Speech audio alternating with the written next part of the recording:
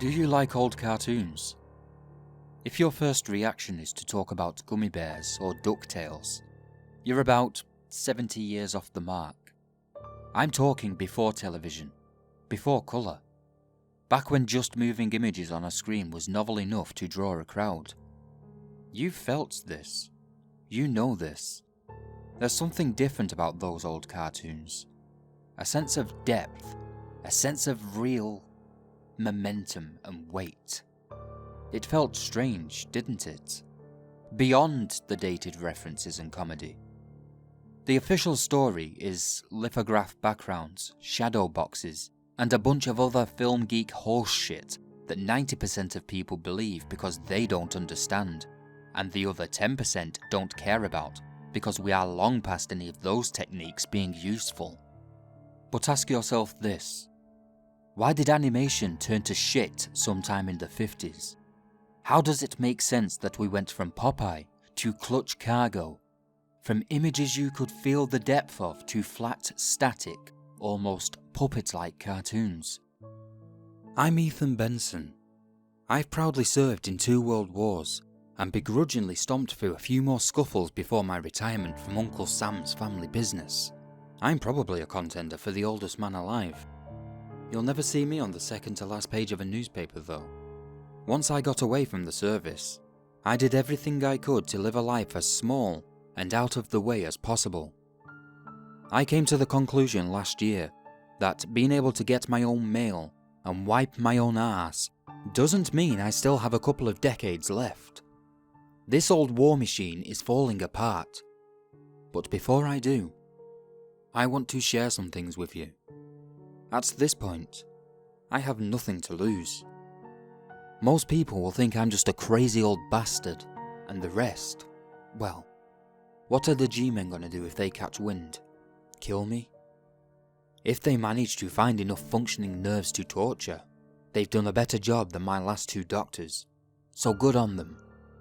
What I'm saying is, I've got nothing to lose, but maybe I've got something to give. It was 1922, a few years after my life meant something, and a decade and a half before it would again. No wife, no kids. I wasn't a drifter, but not for lack of trying. Something kept bringing me back to a small town in Michigan, year after year though. Didn't take to being a soldier during peacetime, not as a young man anyway. I preferred to make my money here and there, see what my country had to offer. I sat eating my lunch on a park bench, watching folk without heads full of things they shouldn't have seen walk along blissfully unaware of the cruelty of their fellow man. I recognised the man that sat down beside me, but that didn't make me any less suspicious. There a war broke out I haven't heard of, I say, lighting up a cigarette. The man that sits beside me isn't a soldier. He's the kind of guy who goes by a last name he was assigned after training. Debriefed me a few times after some of the thickest shit I've had to wade through, asked me questions I didn't understand, and expect answers I didn't have. No, Corporal. Just an opportunity, the man I know as Mr. Thompson says. What do you know of animation? Cartoons? Kids stuff, I say looking forward, not making eye contact. Maybe. But it's big business, Hiram, Thompson says. Ethan, I correct. My mistake. Ethan. There is a man looking to make a legacy selling cartoons. This man has a friend powerful enough to make this happen. Someone who eats at the same tables as my bosses do. He's looking to be the Henry Ford of what he does. He isn't the first, but he aims to be the biggest and the best. He has his artists, he has his inventors, and now he needs a few men like yourself to make sure those guys can do their jobs. I don't like the way Thompson talks. He's taking up a lot of my time to say very little. Let's get to brass tacks here. Why in the Lord's name would a bunch of civilian doodlers need me? I say, standing up to throw away the remains of my lunch. Well, that's not something I can say to someone who hasn't signed on, but every man has a price, even for an unknown task. and I think you know what yours is. Thompson doesn't sound smug, just sure. He was right, and I figured that if I ended up in some kind of sex crime, or aiming at folk that didn't deserve it, I could simply turn and walk away. Thompson was right. I wasn't. What in the hell is that thing? I say, pointing to a contraption worn by one of the crew. I assume it had to be a weapon of some form. It has a backpack, full of humming electronics connected to what look like the business end of a flamethrower. But instead of a nozzle, it's a massive square camera lens. Leroy, a black man in his early 30s, wears the thing like he's used to it, testing out the range of motion the rig has as he answers me. The most advanced rotoscope money can buy. This little darling has hours of recording time and lets us edit raw footage within a couple of hours. If this place is interesting enough, Pierre, the director, says. He's a rat-like, cruel-looking man, without a hint of a French accent, despite his claims having lived there most his life. Among the half a dozen crew there are a couple of chuckles, but most silently go about checking film gear that I can't even guess to the function of. We are kitting ourselves up in a dark warehouse, getting ready to be driven in the back of what looks like a paddy wagon. Thompson watches us all. I hate his eyes. Always scrutinizing, but not showing a damn hint of what the man is thinking. Ezekiel Greenberg, biologist, a man with thick glasses and greased down parted hair, says, offering his hand. The hell is that? I say, shaking his hand. He has a grip like wet bread. Someone who studies living things, a man of science, Ezekiel clarifies. Shalom, Zeke. Why would we need someone like that for making a cartoon? I ask. Everyone, Thompson says, loud enough to catch our attention. He motions us over. Other than going to some shithole close to 4 hours away, do we get to know what we're doing now? A tall, olive-skinned woman says. Sylvia was her name. A few trinkets hang from her wrist, an eclectic combination of various religious symbols. I'd assumed that was clear. Pierre and Leroy will be collecting footage, Ezekiel will be taking notes, and the rest of you will be ensuring this happens in a safe fashion. You need to understand, everything from the wildlife to the environment itself is going to be hostile towards you. This place isn't somewhere you get by accident, and it's not a place man was meant to be. You will be encountering threats of a physical, mental, and possibly even spiritual nature, Thompson starts. The last member of the squad was a tall, square-jawed man named Chauncey. Looks like a fighter, but more like someone who got his scars in a back alley, not on a battlefield. He wears a white shirt, black suspenders, and one of those pork pie hats that Brits seem to like. Spiritual, the tall man scoffs, a smirk cracking his pale, scarred face. Thompson shrugs. If you believe that kind of thing anyway. Our client is looking for a great reward, and you are all being compensated for the great risk. Anything else? Well, you'll understand when you arrive. Speed and discretion are the order of the day, people.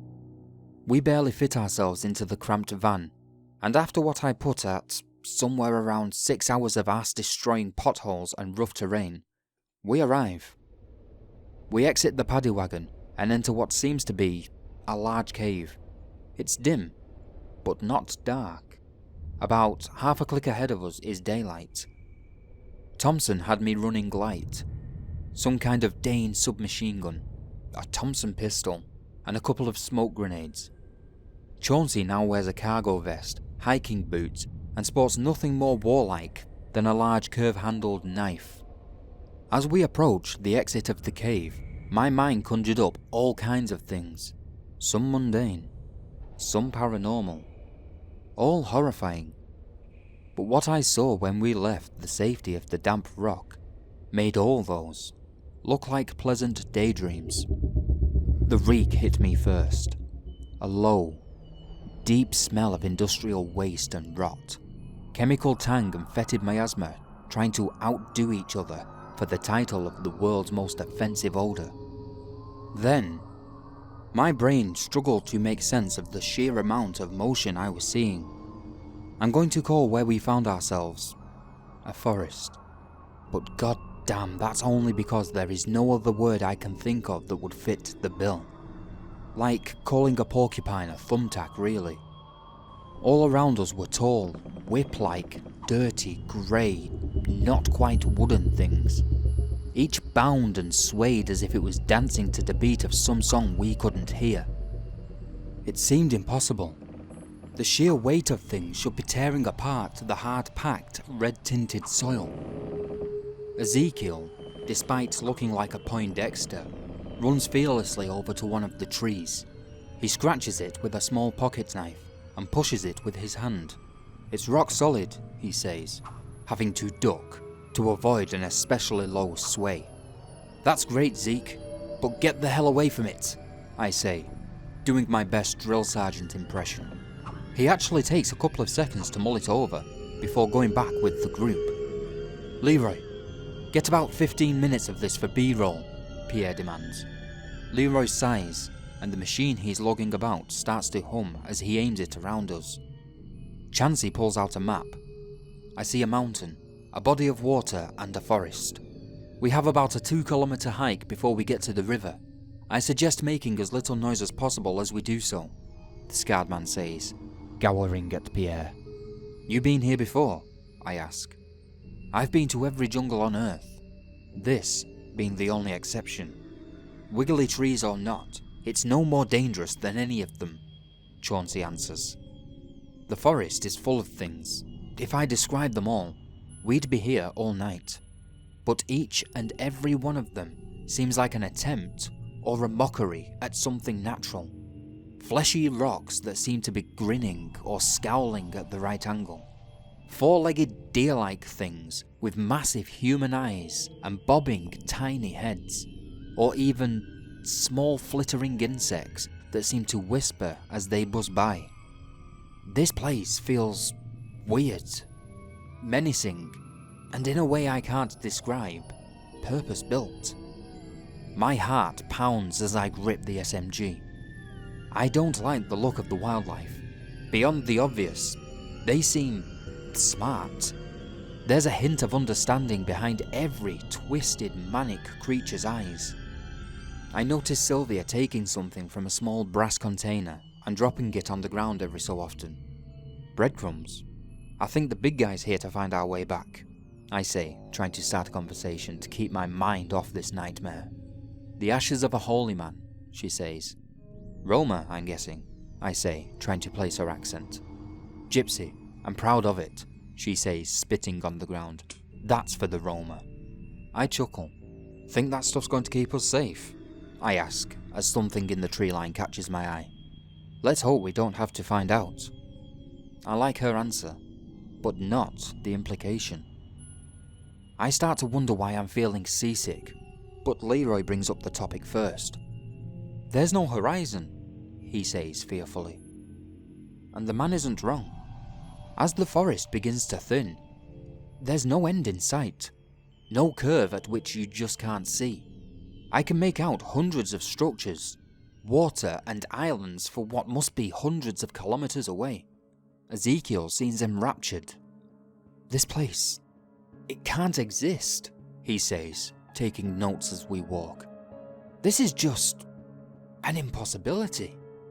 Even if there were a place flat enough, where could it be? We are seeing sun, so we can't be underground. Completely fascinating. I hate the bookworm's glee, but he isn't wrong. It takes us until almost the tree line to notice the bodies. They are entwined with the roots of the dancing, swaying tree-like things, looking half-eaten, faces frozen for eternity, or slightly twitching in their last moments of life. Obviously we're going to want to edit those out, Pierre says. His callousness makes me want to break his jaw. People live here, I say, half to myself. These people were either brought here or came here, Chauncey says matter-of-factly. Wherever we are, it's far away from the States. I doubt if there were folks who called this place home.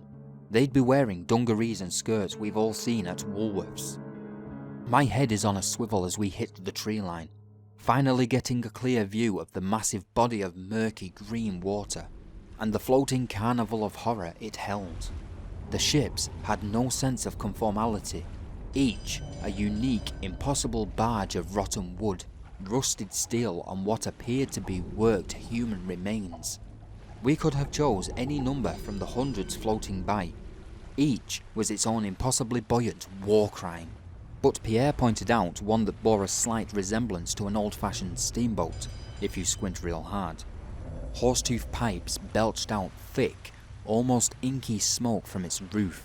They snap and fight with each other like stray dogs, and at its helm was a squat, pug-faced, almost goblinoid thing. Its skin was shadow black, with weeping grey sores. It wore gore-stained overalls, cut into short pants. In the front of it is a breaking wheel, some poor soul bound to it, screaming as the manic creature twists the torture implement, sending the barge on a crazy zigzagging journey. Pierre looks rapt, swatting Leroy in the arm and pointing. Say what you will about my reasons for signing up. Watching this bastard get his jollies watching someone be slowly torn apart makes my trigger finger itch. Behind the first creature comes a second, massive, flesh mountain of a thing, clad in a robe of sorts, stitched together from what must be the outfits of a dozen people. The interaction is brutal, half fight, half conversation, but as the massive one takes the wheel, we notice none of the horrific blows cause any lasting harm. Think your pistols and knives will keep us safe, Sylvia says with a smirk. She pats a black velvet bag at her side. If we just get the footage and get out, we won't need to be kept safe, Chauncey says. We slowly creep along the tree line, following the barge. Its destination seems to be a long dock. Its wood is pale and warped. Its timber sways slightly. The ship pulls up, and a strange device, some kind of harness, on an almost gallows-like structure, swings towards the barge of its own accord. The two fiends open a hatch in the deck and drag forth something no horror of war before or since could match. Two people, torn apart and cruelly stitched together into a four-legged, almost bovine abomination. This wasn't some Frankenstein's monster, some marvel of a mad mind. No. As it was dragged and slammed into the harness, it became crystal clear that this was just two poor folks ripped apart and jammed together, living their final moments racked in pain, confused and crippled. Both things stand covered in gore, grinning, inflicting damage upon each other in celebration of whatever the hell they just did. The two corpses twist and scream as the harness slides down the dock with a wooden grating noise. Chauncey is trying to look unfazed. Ezekiel looks about 2 seconds away from a heart attack. I close my eyes, trying to find some sense of calm, some sense of reality in this mess. We need to go. Now, Sylvia says. I open my eyes and see why. Both of the things, 2, maybe 3 kilometers away, start staring directly at us. Stay calm. They could be looking at anything, Chauncey says. The small, almost rodent-like one waves. Pierre tries to protest, but before he can get started, I slam the butt of my SMG into the bridge of his nose. His demands turn to a scream as I grab him and shove the insufferable little prick back the way we came. We sprint. The forest around us begins to go mad with motion. Behind us, a deafening roar of water and rage. I can't help but look. The ship raises itself on tubular, pulsing legs, hundreds of meters long. It bears a giant, idiot grin. It's more saw-toothed and flanked by massive doll-like eyes. The creatures aboard plant instruments constructed of flesh and bone. the racket still audible over the displaced water and supernatural rage. As we sprint towards the mouth of the cave, we hear other, smaller noises all around us. I see the rat-like evil little prick turn around, and the look on his face tells me he hasn't learned his lesson. I grab a fistful of shirt and intend to put him out and sling the half a man over my shoulder. When I do, he shoves something in my face. I know what it is and let go of the evil little manlet. There is charge in the rotoscope capable of destroying everything within 200 feet. Leroy, get me footage of that thing. We did not come here to fail. Pierre grins as he talks. Leroy listens. The sounds around us get closer. Why? Just answer me that, I say. Because I believe in Mr. D. I believe in his vision, and if it costs me my life, so be it, is his reply.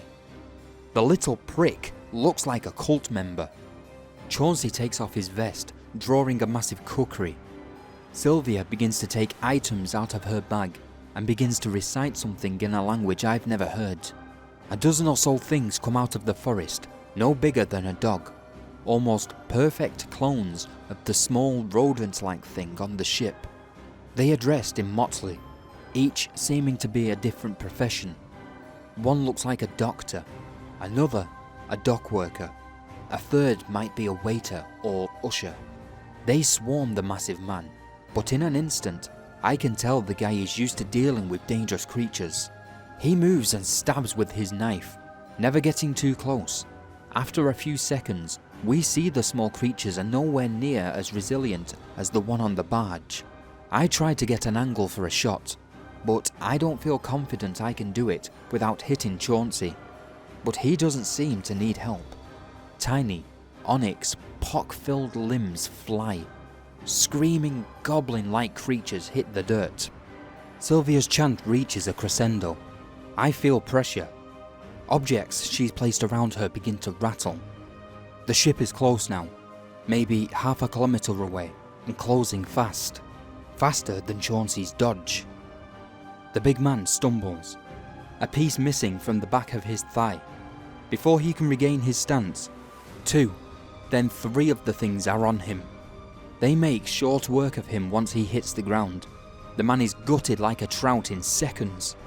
Stay close, Sylvia says. She stands with her eyes closed, sweat starting to bead on her brow. More footage, Pierre screams. Leroy says something to him in French. All I made out was merde. We stand next to Sylvia as the things start to close in. The boat looms like the face of God himself, but something is keeping this unholy horde about 20 feet from us. I fire a burst at the boat. I might as well have spit at it. Another at the crowd of cloned rats, but they move long before the rounds hit. Sylvia begins to slowly walk backwards, the monsters advancing with her pace. How long can you keep this up? I ask. I don't know. Less if we have to keep talking, she says curtly. The pace is slow, but we can't be more than 100 meters from the mouth of the cave. Sylvia stumbles for a moment. The pressure around us begins to lighten.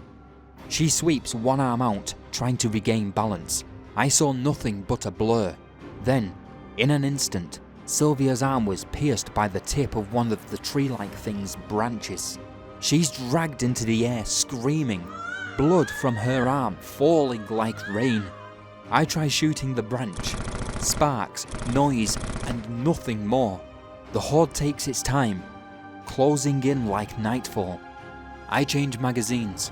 What are we going to do? Ezekiel screams. I take in a deep breath, line up my target, and hope my sharpshooting skills aren't too rusty. The burst severs her arm. I drop the weapon, doing my best to cushion her fall. 2 ribs crack. I scream as we hit the ground. Zeke, to his credit, begins to dress the wound immediately. Judging by the small medical kit he had on him, He probably had enough skill to do the job well enough till we can find a hospital. This is no monster, Hiram, Sylvia says, pain making her words clipped.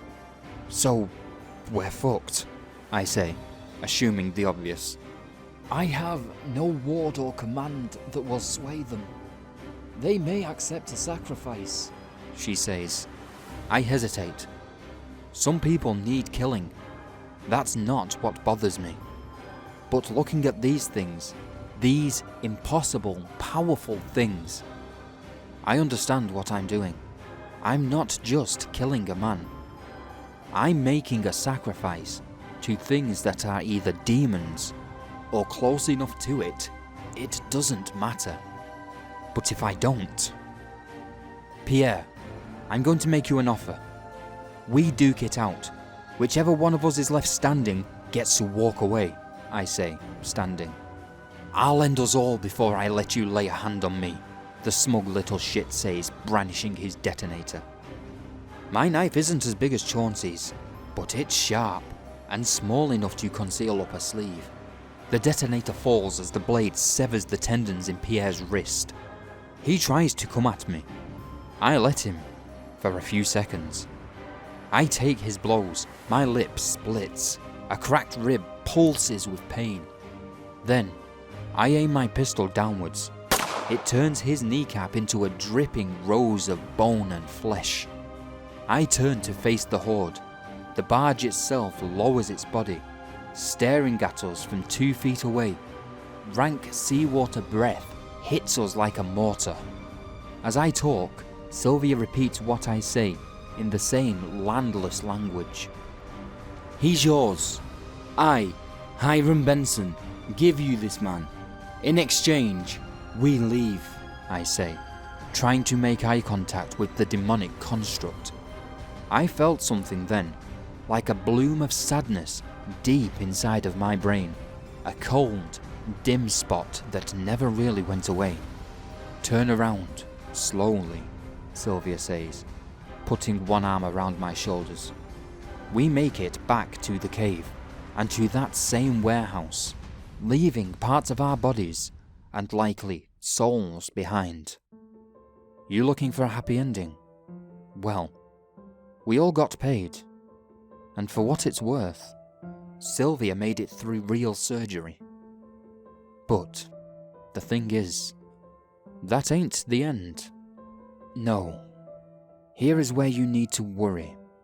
Those things we so ignorantly recorded, those things that have part of my soul, they were more than we knew.